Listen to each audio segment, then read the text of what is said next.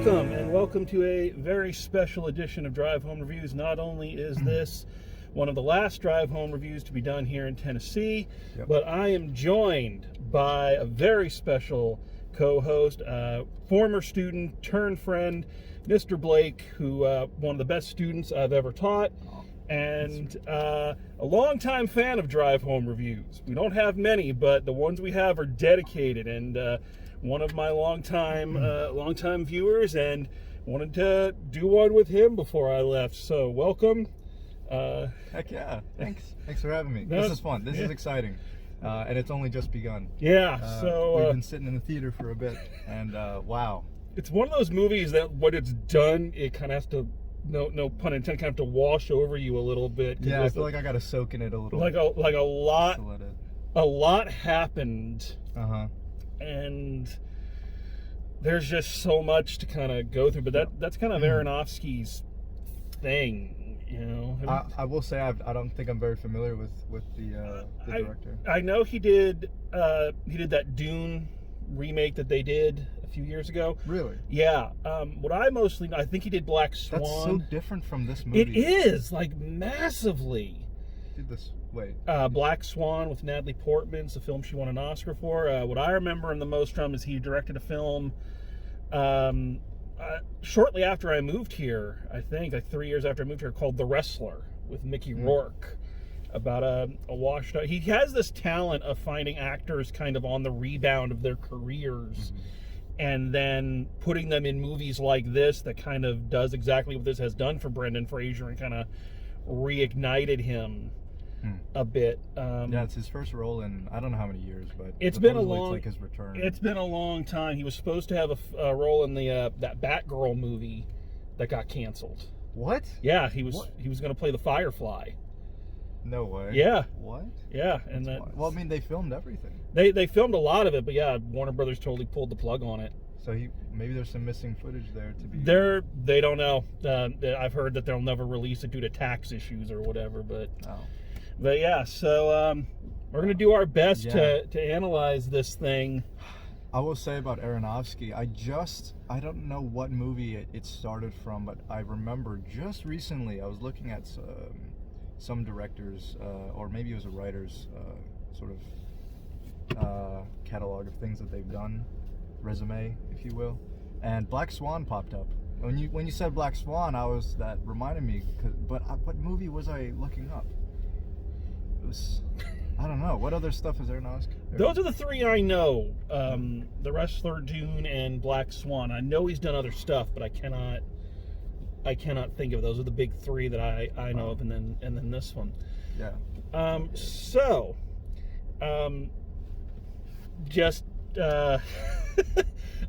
Brendan Fraser plays a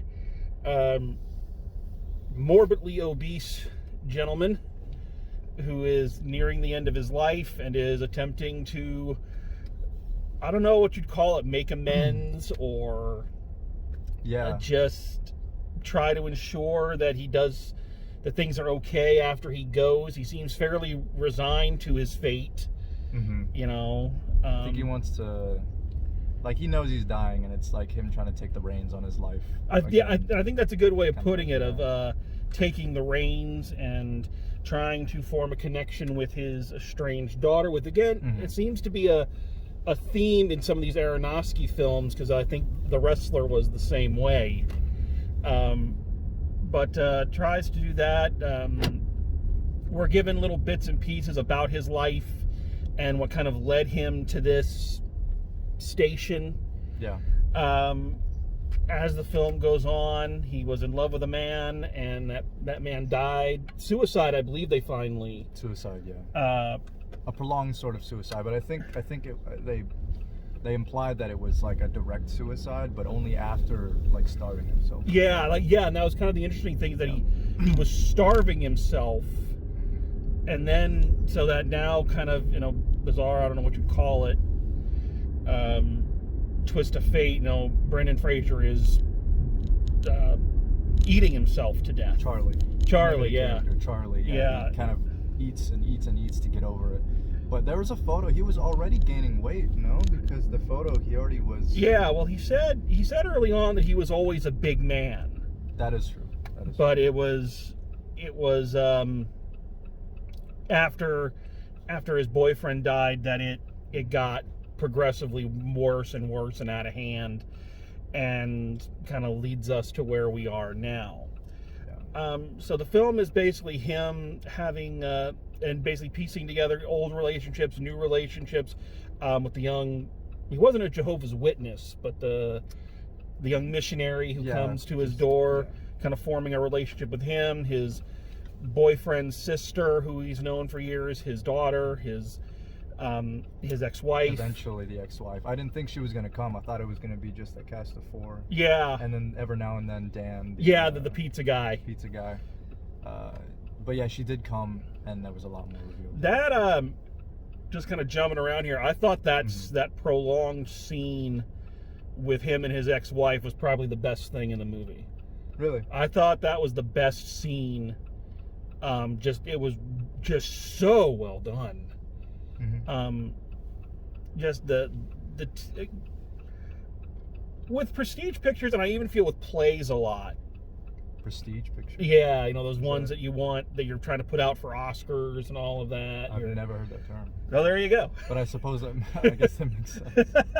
I often feel like sometimes the writing is a bit overblown and the acting's a little bit overblown, but that scene especially, I felt it felt very natural and very real, and they were angry at each other, they were happy with each other, it bounced back and forth, it wasn't just a constant yelling match, but I thought that scene was just beautiful the whole way through.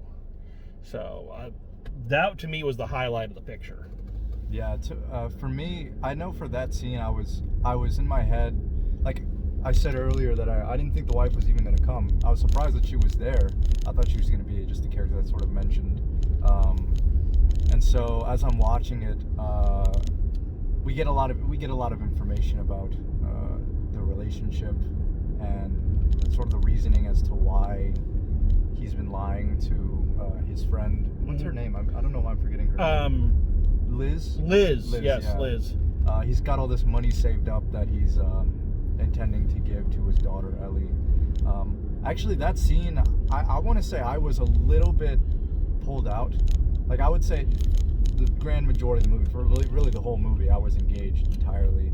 But that scene, I think I was pulled out just a little bit for a reason I don't really quite remember why. Maybe I thought it was too long, or maybe I was just trying to piece everything together in a sort of bird's eye view sort of perspective.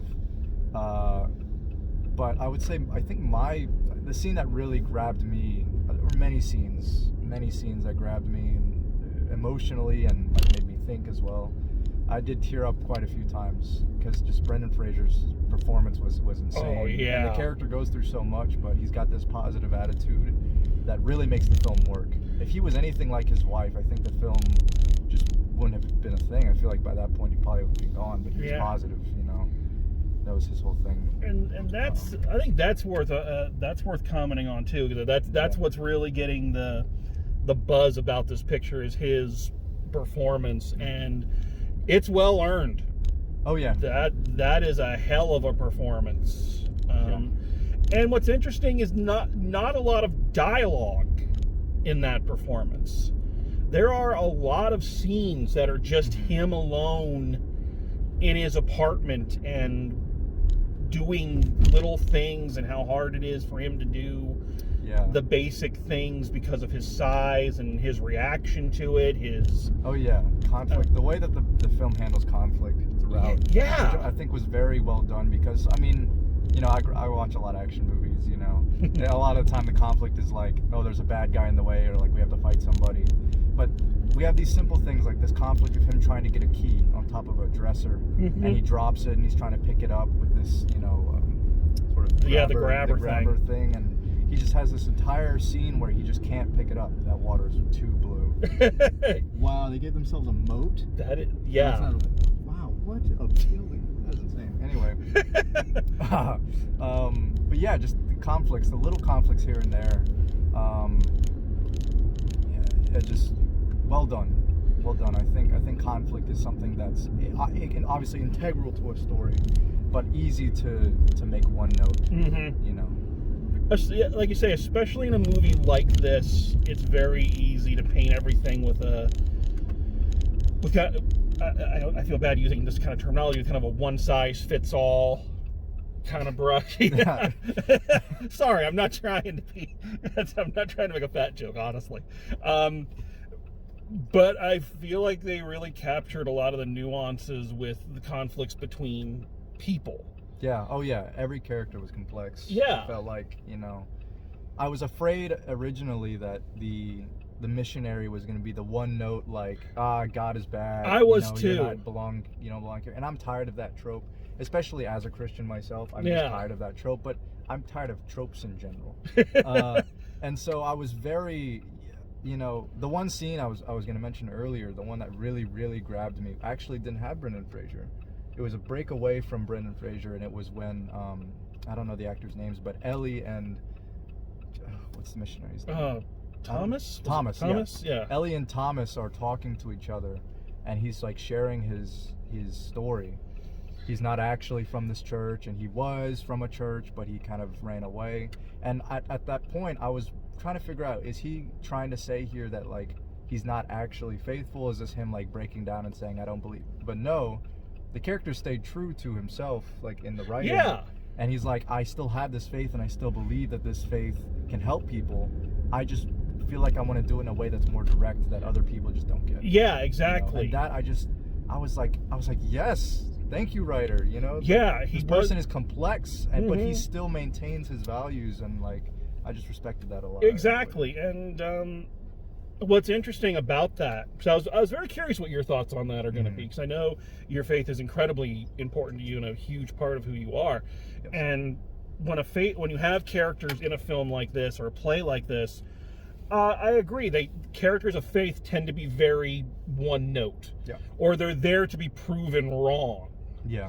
A lot of the times, a lot of times in a story like this, the person will realize, oh, what I've been doing is stupid, and I shouldn't be doing that, and all of this. And I thought it was a great, like you say, a great breakaway that the character remained true to his faith. He didn't break away from it, and he was genuine. Everybody in the film was genuinely trying to help Brendan Fraser in their own way. And I think everybody in their own way did. Yeah, for sure. And even though it may not have been the way they planned it or the way they were hoping, they still helped him. And I think that person coming in, because the film, faith is a big thematic thing in this movie. Yeah. And the different ways in which people experience faith. Because we were talking about the ending when it happened, like what the ending signified. Yeah, because it sort of came out of nowhere. I mean, for me, it's like we know what it's building towards, but the way that it was depicted visually was just like, I was like, where did that come from? Anyway. And I understand. I think the direct way to interpret it, to me, on a one-time viewing, is that was because he was saying earlier on he hopes there's not a God, because he doesn't want his lover who's gone to see what he's become, and all of that. I think that was him kind of being accepted and taken up and shown that, kind of like Thomas was telling him, you're still loved. And the verse that he was reading to him, the flesh falls away, but the spirit is still there. Right. I think that, in my interpretation, that's what it was. So I think at the end of the day, a lot of the movie was like, separating oneself from their sort of confinements, or what people see in them, or what they are physically, obviously because of his physical limitations, what they're physically bound by. Just about every, not every character, I mean, several characters in the film were, this is how life was supposed to be, or this is how somebody wanted it to be, and I just took it a different way. As what, you know, Thomas had that, as I said earlier. His students, when he reads them, their, you know, their honesty, what was inside of them was against what other people wanted or what other people said. And so I think that, you know, the way that plays into the verse is like, you know, I'm struggling to articulate just the difference in somebody outwardly than inwardly, I suppose. Yeah. To put it short. Well, it's like another one of the big themes there is, this is something I do want to talk about, the relationship with his daughter, who her mother says, you know, she's just pure evil, and he says no, she's not. You know, she's got all this, she's got good in her, and she does good things, and you know, so I think that's definitely shown. But again, kind of what people see and what's actually there. Yeah, for sure. I think if we look at each character, it's like with her, just outwardly the way her affect and the things that she does, like you can very easily take in a negative light. Yeah. And obviously with Charlie, Brendan Fraser's character, it's his weight. Someone could look at that and say, well, this person doesn't have his life together. Yeah. With Thomas, he had a previous deed of stealing from the mission, but all of that, like the movie goes to lengths to show that doesn't define the person. Yeah. You know, and it's that what's inside and this intrinsic nature in humans that wants to help each other, that I think is being highlighted the most. And that really great monologue he has there at the end about people being awesome and people being beautiful, and you know, I think that really plays it. What did you think of his daughter? Man, his daughter was interesting. I liked, like, when I first saw her, again, I think every character in this film except for like Dan, the pizza, maybe even him too, like every character was complex, and it's like, you know, you hear about the mom and it's like, oh, she drinks, you know, it's like, oh well, she's the drunk mom, you know that. But then you see her later on, it's like, you know, she's got layers to her. And so I think the daughter was obviously a similar case. When I first saw her, I was like, man, this character is like a downer. Yeah. Wow. You know, she obviously makes Charlie feel bad, and I'm like, I feel bad for Charlie because she says such mean things. But then as the movie goes on, you, the viewer, and Charlie begin to understand her more, and you realize that she struggles to you know, communicate herself and her true feelings. And at the end of the day, she does care. She just doesn't want to admit it, for obvious reasons. You know, him being gone for so long. And I think I ended up liking her in the end, but I did too, but it took a long time to get there because I thought she was the character I felt was the most overdone, a little too tropey, just by how awful she was. Yeah, it was almost comical. Yeah. Like, she almost seemed like a caricature, really. Very much so. Although at the end of the day, you could make the argument that these characters are meant to be caricatures, and but like creating a complex character within a caricature, perhaps you can make that argument. Yeah, but I will say that it seemed to me like I get that you want to make an angsty teenager, someone who's angry, you know, lashing out because they're at that age, but they took her to such an extreme that you're just like, holy crap, kid. Yeah, she was almost bipolar, you know? Yeah, like she almost. comes in and she's like yelling, and then she does, you know, what Charlie wants her to do, writing in the notebook, and then she starts talking to this guy, Thomas. Yeah. And I was like, okay, so she likes him. I was like, why is there a romance happening in the movie right now? And she's like, I don't like you. And I was like, oh, she's lying. And then she sends him back home, and it's like... And that's kind of the interesting question about her, with the thing she does is, you're constantly left kind of asking, did she do this on purpose, or is this what Charlie sees in her? Right. Because, like, one of the first things he does was give her the notebook to write in, and she writes 3 lines, and at first he's like, oh, and then he realizes it's a haiku.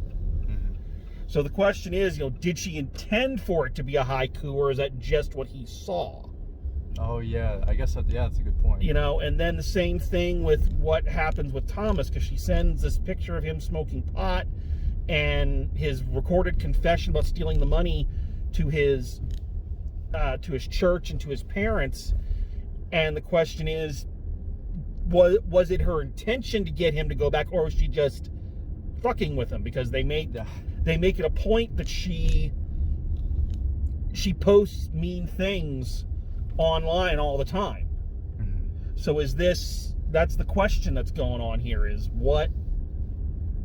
Yeah, and the ambient, the drug, for, I guess, sleeping pills. Yeah. I don't take sleeping pills, but she gives him some, I guess, in his sandwich. I guess she spiked his sandwich. She spiked a sandwich to make him go to sleep for some reason. And the idea is, like, did she do that to get time with this guy, Thomas? Did she do it so that he could get some rest? Did she do it because she hates him? Like, that is true. I didn't think about the get some sleep, because he did note, I don't sleep very much. Yeah. But I don't remember if she was in the room when he said that. I don't either. So that, if she was, or if she somehow got that information, that adds another layer to that question of, is she actually kind of doing good things but not wanting people to know she's doing good things, or is she actually a bad person? Yeah, and of course there, obviously we shouldn't not mention the fact that she stayed originally due to the lure of money. Yeah. Which, again, is it because of that? Or is it because she actually cared? I mean, we don't see the end of the money. We don't see the end of the money. We don't see how she spends it. Yeah, you don't. We just get a conversation about why it was there. Yeah, or how it was intended. Yeah, so it really does lend a lot, and I like what they did there, but I do think they could have toned her down just a scotch. Yeah. Just a scotch to make her a little less psychotic. Yeah. I think I agree. Yeah, I suppose I could agree. But I also, just real quick, just going back to Aronofsky as a director, did you notice that the screen wasn't completely taken up? Yeah, that's something I wanted to talk about. I just forgot about it. I think I want to say I appreciated the sort of square film style. I think it made it, in a way, a bit more personal, perhaps. I think that, and I think it might have also been so that Brendan Fraser took up more of the screen, to kind of highlight how big he was. I don't know if it's the way they shot him or what, but whenever he stood up, it's like, oh my God, is Brendan Fraser actually that tall? He looked huge. He did. I mean, he's like he looked like he was 6'5", and he's, obviously got a lot of fat too, so he's like a big, like a whale. I mean, he was just gigantic. But it was more his height that was... But yeah, the height, of course. That really caught my eyes. Like, is he... And I'm trying to think back to other films I've seen him in. I know he's a tall guy, but is he really that much taller than everybody else? Or was it just the way they filmed him? Yeah. Again, I feel like that'd be better for a rewatch. Yeah. To figure out, because maybe they had low ceilings and shorter, cast. Oh yeah, or a lower camera setups to kind of give him that. Because there was one time early when he stood up, and I think Liz, the nurse, was in the room with him, and they did the Citizen Kane thing of shooting down at her. I still haven't seen Citizen Kane. That's insane. Dude, you need to get on that. I don't know why I haven't. You gotta get on that, bro. There's tons of movies that I haven't seen. So many. You're young. Yeah. You're young. But it's definitely on my radar. Yeah. Anyway. But yeah. So they utilize that, and obviously I think that's to good effect. I mean, if he was a short guy and fat, I think the effect wouldn't have been there. Yeah. If it wasn't a spectacle every time he stood up straight, Yeah, I wouldn't have had the same impact. Yeah, because really, I mean, you can even see in the characters' faces when he stands up in front of Ellie. Yeah. She looks and she's just like, "Wow, what? This is insane." I mean, I knew he was big, but he's also like tall. Like, he's huge, he's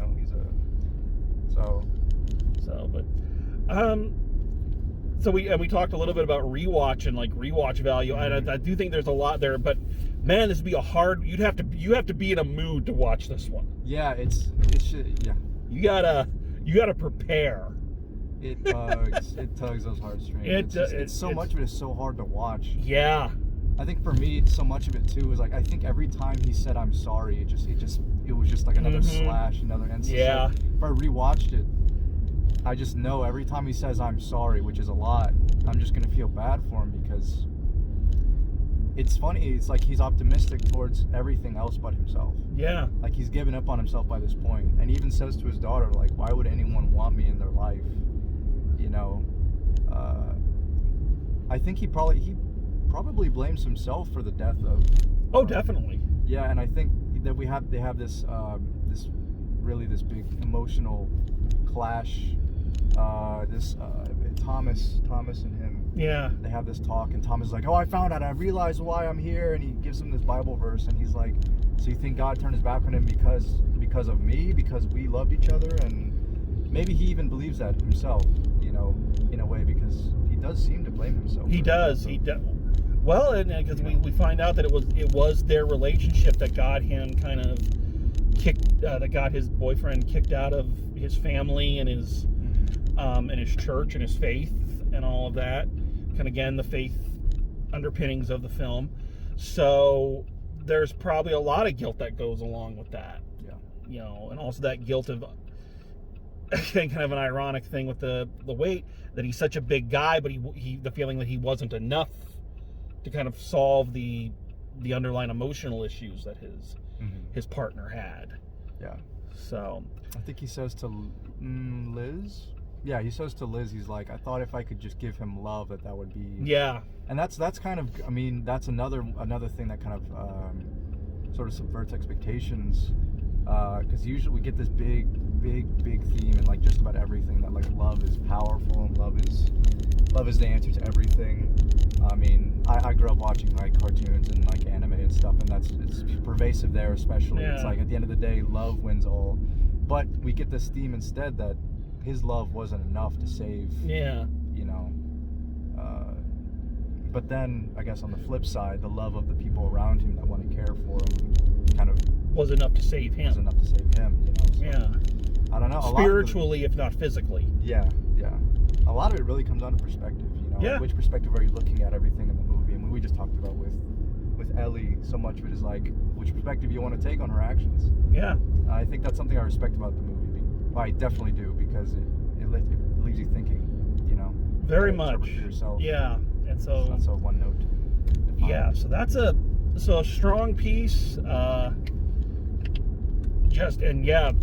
can't say anything about the Brendan Fraser performance, because there's I'm gobsmacked by it. It speaks for itself. It was transformative. Mm-hmm. I mean, it's one of those sort of transformative very much roles so, where physically he looks so much different, but then he just kind of melds into this character. And what's interesting is that most of the things I know Brendan Fraser for are comedies or lighthearted or George of the Jungle. Yeah, George of the Jungle, The Mummy. The Mummy, yeah. You know, Encino Man. You know, a lot of those things. He was, and he always came off just as this kind of goof, you know, fun kind of guy. And this is.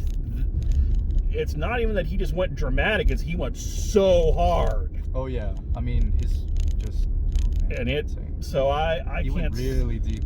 Yeah, very much so. So yeah, everything you've heard about this movie is true. So, any other speak truth? Yeah. Any other points you want to bring up before we wrap up? Yeah, I would say that like one of the first things I said coming out of the movie was, how long was that? I looked at my watch and it was only 2 hours. Yeah. I say only. I think 2 hours is a general sort of time for movies, but it felt like so long. No scene was wasted. And I think it made the movie feel very, very full. Yeah. And you're in this one space for the entire time. Yeah, you can tell it was based on a play, because it's a one-room play. Yeah, but so it's gonna feel like forever. It's not actually that long. Yeah. But it definitely feels like forever, and it will emotionally wreck you within it. You know. I think that's due both to the heaviness, of the subject matter, because it's a heavy film, and I think also it kind of keeps on the same pace throughout. You know, things don't speed up and slow down. It's kind of always very, you know, meditative. Sort of, yeah. You know, for the most part. But yeah, it's packed. It's there's not a wasted moment. Yeah. So, all right. So to wrap up, Blake, final grade for The Whale. What's your grading scale? What do you? Just usual high school, college grading scales. Oh, the letter grade? Yeah. Letter grade? Oh man. Like a solid A, honestly. Yeah. I mean, I feel like I would feel bad giving it a B+. I think it's a film that I probably wouldn't watch it again, but you don't need to watch it again. I mean, so much of the theater, and of course this was made for theater. Mm-hmm.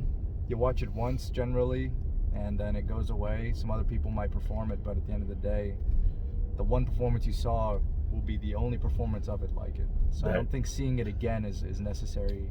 I don't think rewatchability is integral for any movie being good. So I probably wouldn't watch it again, but I watched it this one time. It was an experience. It's all you needed. Yeah, it's all I needed. It was great. Just definitely a lot of care put into the film, into the direction, and I could study it. I gotta agree with that. And I think that's a good analysis. I'm gonna agree with you. I'm giving it a solid A on this one. I don't know what won't push it over into the A+ range. I'm not sure about that. Brendan Fraser's performance gets an A+. The movie itself gets an A. Plus. Yeah. Like insane. I don't believe in Oscars anymore, but if I did, I'd say this deserves it. So competition over. All right. So go check out this one and be aware of what you're walking into. Yeah, definitely. It's tough. It's a tough one. If you're an empathetic person, which I'm extremely empathetic. Very much so. Just like you're gonna be. it's gonna be rough for you. So just keep your eye out. But go check this one out. It's well worth it. All right. So there you have it. Want to thank Blake for coming along and offering his 2 cents, his brilliant intellectual mind. Appreciate that and his particular insights. Thank you all for coming along, and as always, drive safe, and we will see you at the movies. Wait, I have my look at that. I just remembered I had my jacket over it. White Station Theater on the air. Oh yeah, which is going to return. It is returning. Watch out. We have made that decision, so be listening for that. Oh yeah. All right. So thank you very much, thanks sir. for having me. Great to have you. Great and experience. Again, drive safe, and we'll see you at the movies. Especially in Memphis.